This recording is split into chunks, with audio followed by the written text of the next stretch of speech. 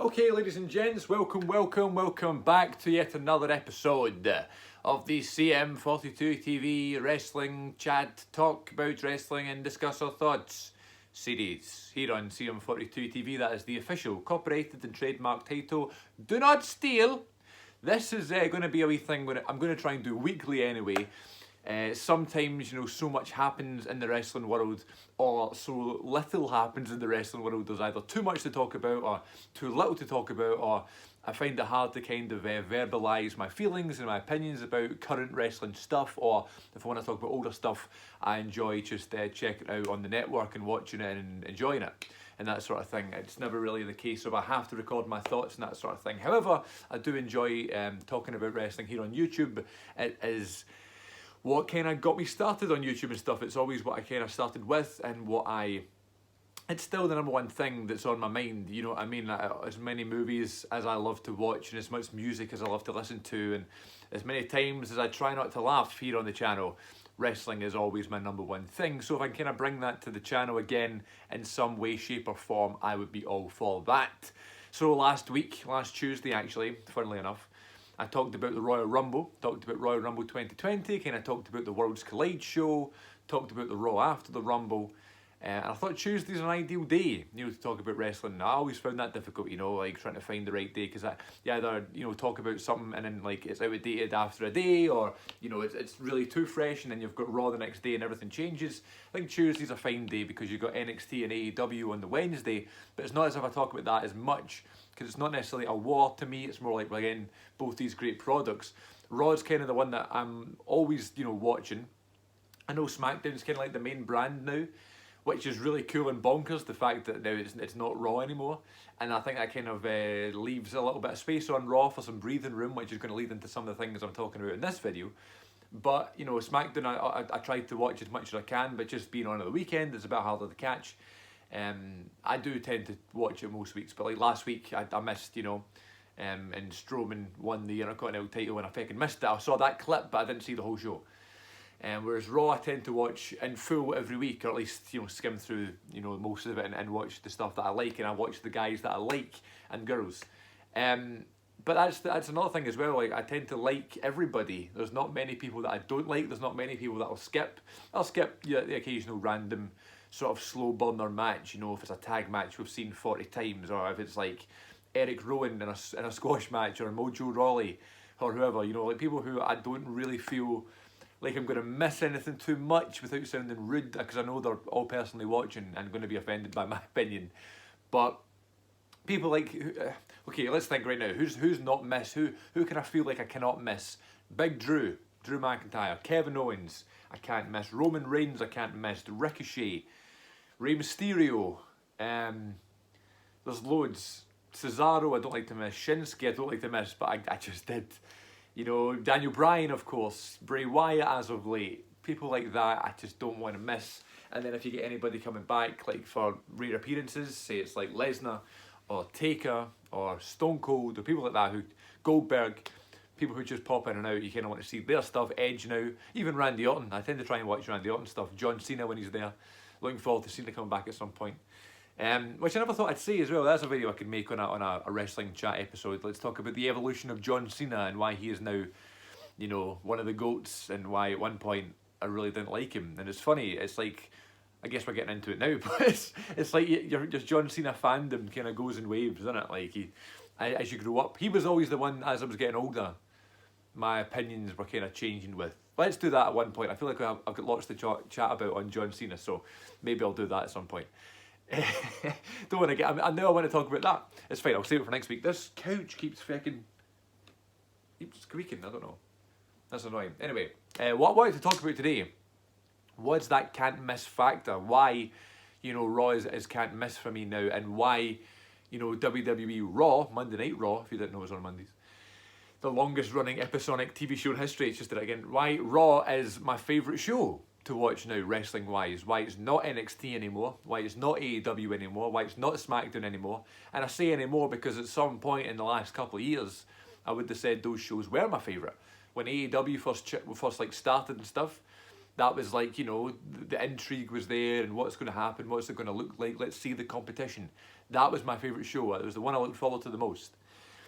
A couple of years ago in like 2016-17, SmackDown was my favourite because it was like SmackDown Live and it was this kind of like underground, the opposite to Raw, and this is where you get, it's the land of opportunity and stuff. And it was a great show.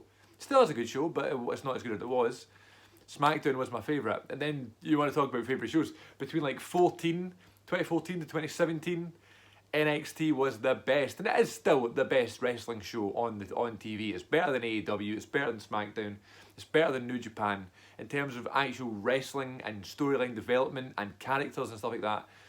Commentary, soundtrack, all that stuff. NXT is the best. What is my favourite show to watch these days though, and it has been for about a month now, and I'm hoping that this is now a phase of this, Raw. I don't know if it's because I still treat it like it's can't miss, or because there have been some changes. Because now it's no longer the franchise and the flagship. Because SmackDown is on Fox and it's in front of the most eyes, kinda. Doesn't get doesn't get as like that much more than Raw, but it still gets the most viewed WWE show on TV just now. I think it's the average is like 3 million for SmackDown and Raw is like 2 million. So Raw being my favourite show, what changed and why wasn't it my favourite show before? Just because it had all this stuff on it, right? And it was like, it's 3 hours and everything, storyline happens on Raw and all the wrestling and the angles that you kind of want to watch week to week and actually have constructive stories happens on the other shows. Well, now that that's totally flipped, that great wrestling, that great in-ring and that week to week story happens now on Raw, I think. NXT's, guilty sometimes of being like, let's do something completely different and new every week, so it's kind of it's difficult to keep up with, and you're like, oh my god, like, example that's just popped into my head there is doing the Dusty Rhodes Classic, right? Great idea, and they do it every so often. It's not as if it's like, okay, every January the Dusty Rhodes Classic's on, but it's kind of around that sort of time anyway. But then they had Kushida teaming with Alex Shelley, right? Who, they were the tag team in New Japan, they were the Time Splitters, a great team, Alex Shelley's great. But then they just do it one time and they're like, let's do something massive, right? It's Kushida and Alex Shelley's back. We've never introduced Alex Shelley in WWE before, but it's okay because let's just do it. And it's fine for that week, and it was great, and they had a great wee match. It was nice to see Alex Shelley. And then they fucking lost, which was strange. And now he's just not been on since, and obviously it's just because he's not going to be a featured guy every week. He was just on that for one particular show. But they just did it because, yes, let's do it. I'm scared that this Braun Strowman Intercontinental title run is like, yes, let's do it because it's different and Strowman's not had a title, let's do it. But we've not thought going forward. Whereas when I watch Raw now, that sounds like Raw. I'm making a decision for the sake of it, not thinking about the long term, where we're going, where's the destination, where we're going in this story, whoever working with next week, who's working with who, 3 pay-per-views down the line. Who's working with each other at WrestleMania? It doesn't seem like they know what they're doing yet. Whereas on Raw, and I know it's all still owned by the one guy, however you have your individual writing teams. You get Bruce on SmackDown, who I love, and you've got whoever, I guess Triple H, who does NXT. And then Raw, you've got Paul Heyman. Now, I know Paul Heyman is just the guy that's kind of like steering the ship and goes, here's my ideas, what do you approve of, Vince? And Vince goes, okay, do this. And then Heyman can give the advice, and he's on a headset and stuff like that. But ever since he took over, especially in the last 2 months or so, the NXT, it was just such a weird, 2019 was so weird because the whole NXT invasion thing for Survivor Series just kind of threw everything, just kind of mixed up everything, right? Threw everything off. And then right before that was the draft, and it was the Fox move, and it was the season premiere of Raw, and all the announced teams changed, and all the roster changed, and it was just a big mix-up, right? So like SummerSlam last year was the last time there was like set brand and a set plan. And then you had all this massive mess of the Fox move and the season premiere and the big switch and the draft and NXT invasion for Survivor Series, and then you've got the Royal Rumble, and now it's the road to WrestleMania. And you've got that WrestleMania season build that is just mental as well. All around that time, the one constant for me has always been Raw, and I've always felt as if we've kind of know what we're doing now. We know where we're going, and it could have just been tossed all out the window at the Royal Rumble. Of course we had the Lashley and Rusev storyline, which is a bit silly. But listen, I love Rusev to bits. I think he's hilarious. I think he's one of the best. He's another one that can't miss. I always watch Rusev. You know, and I think Lana's a good heel and stuff like that, and it's just, you know, and even Lashley, I'm not the big Lashley fan, but he plays his part well, you know. So although it's not been the greatest, you know, that's been one of the sort of downfalls, but I guess it's good to see Rusev there. But, you know, you could have thought that everything could just go to total dust after, you know, the Royal Rumble and stuff. And it kind of feels like that. We don't really know where we're going on the other shows, but Raw seems to have this structure that it's like, we know what's going to happen. Drew's going to win the Royal Rumble and he's going to face Brock Lesnar at WrestleMania. Yeah, that's happening. And then you've got all the other stuff, like Lesnar and Ricochet at Super Showdown, planting seeds, you know, a few months ago or a month ago or whenever it was, right before the Rumble. Planting that seed, you're kind of thinking that was a one-off kind of daft decision, but no, you know, we're going to have that title match down the line and now it's happening, you know. You get Charlotte, you know, doing her stuff, and then, you know, I was talking about earlier, let's just do this daft decision thing. But it's not a daft decision having Rhea Ripley come out on Raw and challenging her for the NXT title, because Rhea Ripley pinned Charlotte right before Survivor Series. So it's like seeds being planted, and it's like we know where we're going. Rey Mysterio, you know, not to mention his great stuff with Brock. So Brock attacks Rey and Dominic, right? Brock does his own thing for a bit, but then, you know, you've still got your Rey sort of animosity and hatred towards Brock. They have the match at Survivor Series, and that's that thing done. But then during the Royal Rumble, we still harkened back to that feud. So that was Rey's set thing for those few months. Now what's Rey doing? Okay, well, he's now doing this thing with Andrade. Andrade unfortunately gets hurt, or he gets suspended. And instead of just chucking it out the window, I feel like we would have just done about 2 years ago on Raw. If that storyline had ended like that, let's just forget about the whole thing and move on. Give Rey Mysterio someone else to beat. Give him a title for no reason. What we've done is we've looked at the other talent on the roster and who can Rey Mysterio go with next. We've brought up Angel Garza, and I was thinking, why? Angel Garza's good and stuff, he's on NXT, what link does he have to Andrade? He doesn't. He's got a link to Humberto Carrillo, who I still can't say his name. Can't believe that's still his name. He's gotten past Vince and has not had his name changed. Humberto Carrillo. Do you know who's pure screwed for that, getting his name shortened? Dominik Dijakovic. No way he's keeping that name. Mark my words, he's getting changed to DD or something. Dom Daijo or something like that, I don't know. So anyway, yeah, now Rey's with Humberto, Andrade and Angel Garza and Zelina Vega. It's like this Mexican, Hispanic lucha story that's going on. That's like its own thing in itself, which is great because you're getting consistent great matches. Andrade and Rey having great matches all the time. Humberto having good matches with whoever. And now this is all getting kind of mixed together and that sort of thing. Aleister Black doing the Jap Door Runaway thing. He was wrestling Buddy Murphy. They have 3 great matches, and it was you know, just the one match, and they ended up having a good one, and they recognised the people liked it. So let's have a series. That became a thing. But then the 3 matches were done, and instead of just getting rid of the whole thing, Aleister Black still keeps pushing forward and keeps going, right, I'm going to challenge everybody. Where does Buddy Murphy go? He joins up with Seth Rollins. And Seth Rollins, by the way, is another example of why Raw's great, because Seth Rollins was the #1 face on the show, started to get that resentment, it was recognised, the crowd were turning on him. What do? You capitalise on that, you capitalise on the buzz, you turn them heel, and now he's got a heel faction with a guy that was struggling, Buddy Murphy, and a big muscle tag team like AOP. It all makes sense. Who's AOP battling? Kevin Owens and Samoa Joe. Why? Kevin Owens and Samoa Joe are these two, you know, nasty, big guys, like ultimate heels, right? But are so badass, people start to like them. So we turn them face, we capitalise on the buzz, we capitalise on people getting behind someone, or people booing someone like they've done.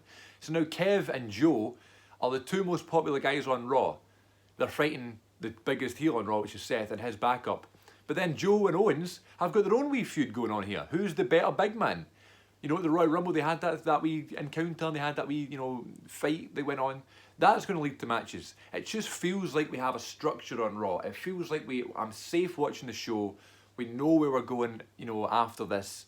It's not just a total mess. And yes, there's daft stuff. There's always going to be daft stuff, like the Rusev and Lashley wedding thing. Or not them getting married, but that story. Or Eric Rowan. What's in Eric Rowan's cage? At least it's a story. At least we're carrying it on. And there's probably going to be a daft and underwhelming review.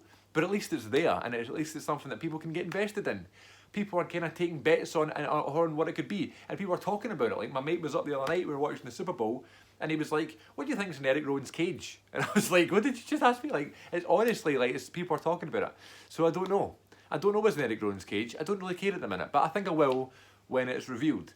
I just feel a bit more when I watch Raw now. I'm looking forward to the show. It's really easy to sit through. I enjoy it every week. And there's so many wee stories going on and so many interesting characters being developed. I just feel like I'm not wasting my time. And it is 3 hours and it is a long time. Randy Orton is a good, example of this. Randy Orton is like the legend that's kind of coasting his way through and can go through everything. He was wrestling Seth and he was wrestling Ricochet. And AJ Styles, I forgot about AJ Styles. He's got the OC. He's kind of out of the equation right now because he quanked him down before the Rumble and then he got hurt. But when AJ comes back, he's got the OC. He's going to go right into a story. Edge, one of the biggest returns in years. We capitalise on Randy Orton being the legend he is, the chemistry they two are going to have. They're going to have a great match. Things like that, And you want to talk about building up new stars. No one cared about Andrade. No one cared about Cedric. Cedric Alexander's one that they were kind of pushing. And I don't know if he got hurt or something, but I don't know where he is. But he's one I'm looking forward to seeing again. He's going to have great matches with Andrade and Angel Garza and stuff like that. And Aleister Black even, Buddy Murphy. So you get people like that. You get Aleister Black, you got Andrade, you got Humberto, Buddy Murphy, AOP. These new stars, and it was like Paul Heyman can start to kind of build them up and put them in these stories that you kind of care about. No one was caring about Bobby Lashley until this Rusev thing. Nobody knew who Buddy Murphy was until this Aleister Black thing. Nobody cared who the AOP were until they got put with Rollins. Things like that. It just seems to be in good hands. It's relaxing to watch. It's interesting to watch. And I'm looking forward to seeing next week's show. And I'm looking forward to like the Raw matches at WrestleMania already. Drew and Lesnar is going to be amazing. Whatever Ray does is going to be amazing. Charlotte and Rhea Ripley would be amazing. Whatever AJ does is going to be great. Randy Orton and Edge is going to be great. If we can somehow come together as a community, in a wrestling community, and try and get WWE to book Alter Bridge to play Edge's theme song at WrestleMania, I would be the happiest fan in the entire world. I would take back anything negative I've ever said about WWE. I would go and give every single employee a hug. I'm not that negative towards WWE anyway, but just in case I said something bad, if you can get Alter Bridge to play Metalingus at WrestleMania, I would die a happy man. So, yes, Raw is my favourite show right now to watch. I enjoyed this week's show a lot, and I'm looking forward to next week's Raw. And I'm looking forward to you coming back here on CM42 TV and checking out some more videos here on the channel. If you enjoyed, please subscribe, like this video and leave me a comment, letting me know what you thought. And if you ever feel so kind, please share this video and this channel with a friend. Try and grow the audience here on CM42 TV. And I am on social media, by the way, Twitter and Instagram, at CM42 TV. Until next time, folks, thanks so much for watching. I'll see you all in the next video.